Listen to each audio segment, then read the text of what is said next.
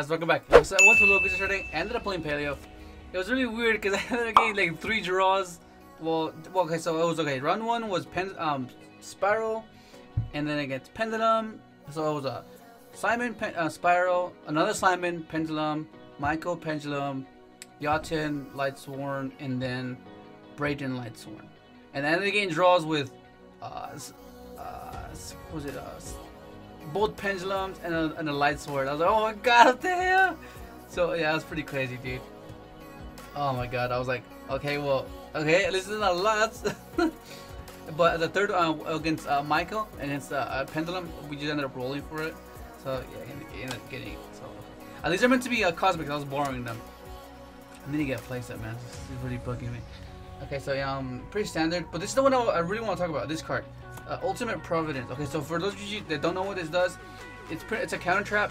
It negates like let's say it negates anything you discard the appropriate card for it. Let's say it's you want to get a monster effect, you discard a monster. You want to get a trap, discard a trap. You get a spell, discard a spell. And it's mainly for evenly because like you play, oh my god, like it's so many traps. So it in the sense that you lose to evenly pretty much if you say set 5 or set 4 at least.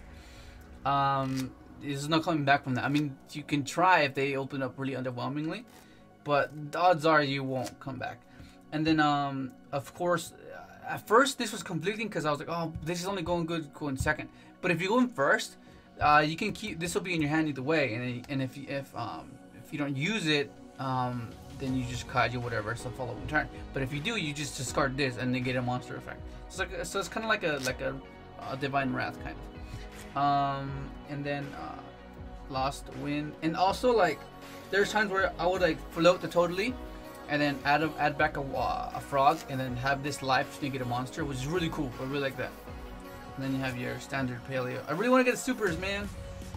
And then these will go to the front, and let's go to the Zoodiac. Then you have this, of course, and then the extra deck. It's a little bit it's not as standard as normally you would think. Oh, I love these Stomach Starboy. It was like a freaking epic play where we're in time, and then I had to make 3, and I did have 3. I freaking ran over a babushka because I needed to make 24 damage, I think. He was up in life, and he ended up making a babushka, and then ended up making and let's say a babushka. And I was like, oh crap. So I ended up finding a way to make a triple Mr. Boy. I was like, oh yeah, that was awesome, dude. Triple toad, then 1-on-1. That's all I need. And then I like as many of you know, I love Synchro, so I want to incorporate as much as I can. So that's what I do here. I'm playing these are like toolbox 5 pretty much. Depending on the situation, these 4 come in handy, man. And then Black Rose because you can, and then this because you can, and then well, kind of yeah. If you already have one of these, and then the ogre, it's very situational. But the fact that you can, it's there. And then Trish, you can. It's just you just summon Paleo frog, and then just have that, and then just yeah, it's possible. It doesn't seem like it, but it comes up, and it's the fact that it's there makes it really advantageous because it gives you the extra ceiling that you normally Paleo doesn't have. Like of course you can place the regular, the standard, like the cut shark, and then like stuff like that. But I don't know. I just felt like Synchro, man. It's Synchro. So yeah, so it was pretty crazy. So far, I like how it performed. Besides that there were draws, I really like this card though. This card was first because I was. This is the build I was not meant to play. I was meant to play with the Raikos and stuff, but I forgot my Raikos at home. What I ended up doing? I think I forgot my deck list, and then I had to do because I did 2 deck lists. And then I had one with this build because I hate rushing it, so I ended up printing out 2, one with this build and one with the regular build. But I brought the wrong one, and I was like, oh, I don't want to rewrite my deck list, so then I just ended up playing this build. But it did pretty good. I mean, the Raiko one, I like it because you can just mill, and then like I don't know, it's pretty cool. I like it. But yeah, so far it's pretty good. This gets rid of the sleeper, that's a major issue, and the cosmics just get rid of pendulum scales, and then the end phase, the pendulum trap. So you just set your back up, keep it in hand, and then they try to end phase you. You just and it covers that scenario, which is really brutal if you can't get around it. And then that's pretty much it. And then the side deck was mainly aimed towards pendulum because like pendulum is so like it's almost an advantage that they gather because like unless you have this or that's pretty much it, man. And or this and Ogre the Wisdom Eye. Everything else is like really underwhelming. I guess you can book their and stop their extra decks like pendulums, like exceeding or synchro summoning, but still like it just seemed really like I don't know. I don't know. So I felt like I needed to, I guess, cipher that matchup more.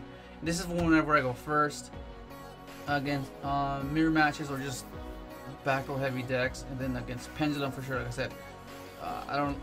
Pendulum is like, oh, I struggle so much. I struggle with them. And then of course I'm missing a third one, just for mirror matches or just if you're feeling like good, deciding for evenly. But I mean, you already have that, so it doesn't matter. But yeah, I like how it performed. But I think the only thing I would change would be, I don't think I would change anything. I just like how everything worked. This card is pretty versatile. The fact that it can do these little awkward things. And but yeah, that's pretty much it. And then I ended up picking up. So I had 2 brilliants, and I was like, I need a 3rd brilliant. So I ended up getting a 3rd brilliant. So that's pretty cool. And I've been trying to figure out ways to incorporate it, because a lot of you guys know. Okay, that's good, right? Like the fact that brilliant can give you another, it gives you 2 materials and an extra summon. It's really good. So like you get, okay, so automatically this gives you that, right? Okay, so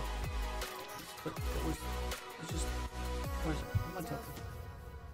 There it is. There you are. Okay, but let's say like that's what brilliant gives you, yeah. Like what can you do with this?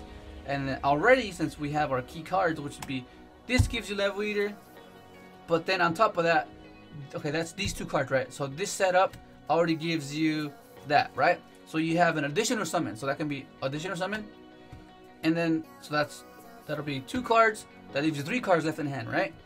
What can those 3 cards be, to where you don't lose if they stop this negate the send to level eater? Because like if you need this to resolve and the cards in your hand need to have that resolved, then what do you know what I mean? So like maybe go take a route where you can go like, okay, level elite, and since you already used it, you can link it away, which is mainly the case.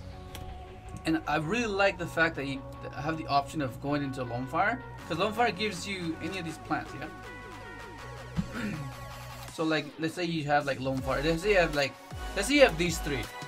That's already good. Like that's excellent something, and like that's guaranteed 2 tuners. So summon, send, right, and then your regular summon. You can go into Spore, or you can go into your what's it called? Your global, which is ideal, pretty much. And what can you do with that? Like when this leaves, this becomes a level 4 tuner. So do you kind of get the drift? Kind of get what I'm trying to get at? Like, how can we use that to our advantage? Because that's pretty damn good. But if this gets ashed, that means your next thing would be this, right? And then you can this can become something else. So let's say you go Spore. Okay, then you go, okay, well, let's go link summon or something, or let's go draw 1, right? And then it's a level 4 tuner if you want to bring it back, or you can just link these away and then banish, and then special to level 4. So you have a decode talker, and then you have an exceed play, a rank 4 play, a level 8 synchro play. Does that make sense?